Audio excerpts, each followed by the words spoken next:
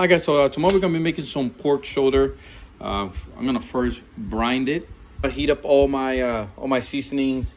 I have some star anise, fresh basil, some adobo powder, garlic, onion powder, pepper, obviously, some crushed peppers as well. I'm gonna heat those a little bit. Then I'm gonna add some water to it, heat that up, and then I add the rest of the ingredients. So for the brine, I'm using about 3 to 4 cups of apple cider vinegar and about 7-ish cups of apple juice. I'm also adding brown sugar and soy sauce as well. Third cup of apple cider vinegar, half a cup of brown sugar, big spoon worth of garlic. I love garlic. Soy sauce, 2 cups of water. Also add about 1/4 of a cup of salt. Together until the sugar and everything else is nice and blended and dissolved. So I like punching a couple holes through the meat just to allow the brine to be able to penetrate through. You don't have to do it, but you know, it works for me. All right, so I'm gonna leave it in the brine for about 8 to 12 hours. Tonight I'll take it out and season it out. I'll show you guys how that looks like. So the pork has been brining for about 12 hours now. We're gonna go ahead and take the fat, the skin off. We like to cook that separately. So, you know, to make what's called cuerito. You know, you're Hispanic, you know what that means.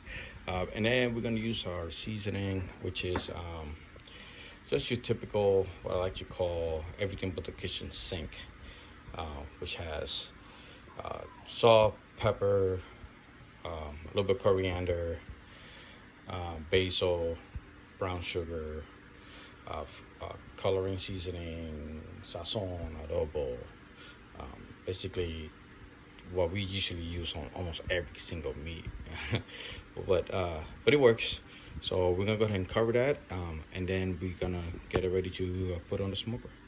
All right, guys, it's being brine seasoned. I say some of the seasoning because I'm gonna use that throughout the smoking process.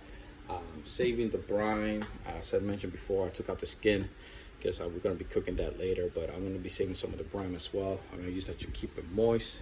Every hour, I'll take it out to add a little bit of the brine and the seasoning, and we'll see how it turns out. Pork has been cooking for about 3 hours now.